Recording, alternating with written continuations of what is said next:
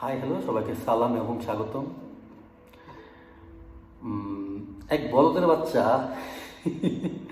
আমি শুরুতেই তারা বলদ বলতেছি, রাগ করবেন না, কাউকে এইভাবে বলাও ঠিক না, আমি জানি।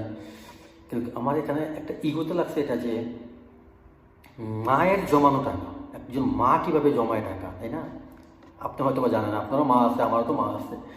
তো মারা কীভাবে টাকা জমায়, কীভাবে টাকা সেভ করে, কীভাবে মারা সংসারটা চালায়, মারা কীভাবে ছেলেদেরকে টেক কেয়ার করে, একটা সংসার আয় উন্নতি করার পিছনে মায়েদের হাত কতটুকু, তারা কিভাবে কাজ করে জানা। সেই মায়ের টাকা, সেই মায়ের জমানো টাকা দিয়ে বলদের বাচ্চা বলদে মুভি বানাইছে। নাম কি তার? নায়ক, আবার নাকি হিরো, আদর আজাদ। নায়িকাকে পূজা চেরি। এই এই বলদে গাড়ি বিক্রি করছে, মায়ের জমানো টাকা খরচ করছে, কইরা মুভি বানাইছে, লাস্ট পর্যন্ত ফল পায়নি। এই জন্য সে অজরে কান্না করতেছে, সে ডিপ্রেশনে চলে গেছে। আরে বলদ, তোর মায়ের জমানো টাকা দিয়ে তুই মুভি বানাইছিস, আর কিচ্ছু খুঁজে পাস নাই। তোর উপর যে আল্লাহর গজব পড়ে নাই, আল্লাহর কাছে শুক্রিয়া জানে। শুক্রিয়া, একটা গল্প বলি, আল্লাহর গজবটা তোর উপরে পড়তো কিন্তু পড়ে নাই কেন, আমি তোকে একটা গল্প বলি।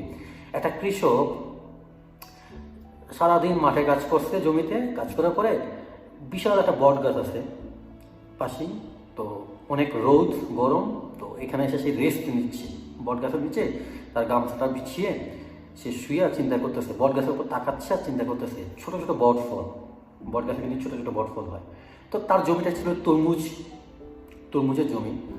তখন সে বলতেছে, আল্লাহর কি আসলে কাণ্ডজ্ঞান বলতে কিছু নাই? নাউজুবিল্লাহ। তো এই যে লতা পাতার মধ্যে এত বড় তরমুজ দিয়েছে, এত বড় তরমুজ ফল, আর বিশাল একটা গাছ, ছোট ছোট বট, তরমুজগুলো এই বট গাছে দিলে কি হইতো? তো এইটাই চিন্তা করতে করতে লোকটা ঘুমাই গেছে। হঠাৎ তার কপালের উপর একটা বট ফল পড়ছে, সে লাভ দিয়ে উঠছে। ব্যাপারটা এরকম, ব্যথাও পাইছে, ছোট বট ফল তো। পরক্ষণে তার মাথায় কিছু একটা আসছে, যদি এই তরমুজগুলা, যদি আল্লাহ তাআলা এই তরমুজগুলা এই বট গাছ দিত, যদি এখন আমার উপরে তরমুজটা পড়তো, কি হইতো? বুঝতে পারছো তোর উপর আল্লাহ গজবটা কেন করে নাই? মায়ের দোয়া আছে।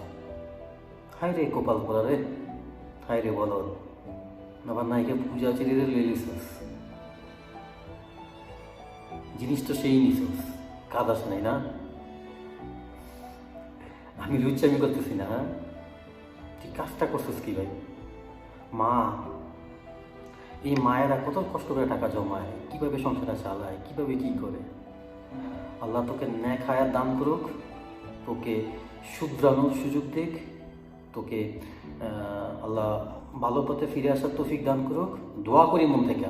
এতক্ষণ যাই বলছি ভাই তোরে, কিন্তু এখন আমি একজন মুসলিম ভাই হিসাবে তোর জন্য দোয়া করতেছি, সঠিক পথে আস। একেবারে আসা সম্ভব না, আমিও তো সঠিক পথে নাই, কিন্তু এগুলো আর করিস না, ধ্বংস হয়ে যাবে। মা তো পেছনের গল্প হয়তো অনেকেই জানে না, কীভাবে টাকাগুলো নিয়ে আসছোস বা কীভাবে কী করছোস। আমি আমি মূলত কাউকে তুই করে বলি না, এই ভিডিওতে আমি তুই ভাষাটা ইউজ করছি। আমি যার প্রতি খুবই বিরক্ত থাকি তাকে তুই করে বলি। তোকে তুইয়ের ওপরে যদি কোনো কিছু থাকতো বা এখানে অ্যালাউ হইতো, আমি তাই করতাম। সবাই ভালো থাকবেন, সুস্থ থাকবেন। ভিডিওটা ভালো লাগলে লাইক, কমেন্ট, শেয়ার করতে পারেন। আরেকটা কাজ করতে পারেন, আমার এই ভিডিওটা যদি আপনি ফেসবুক থেকে দেখে থাকেন, ফলো করতে পারেন। আর যদি ইউটিউব থেকে দেখেন, সাবস্ক্রাইব করতে পারেন। তাও সেটা আপনার ইচ্ছা, আমার না।